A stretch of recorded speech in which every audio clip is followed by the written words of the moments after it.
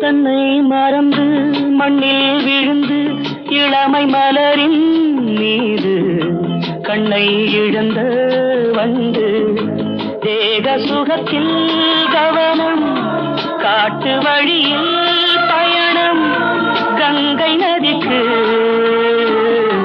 மண்ணில் அணையா இளமையெனும் பூங்காற்று.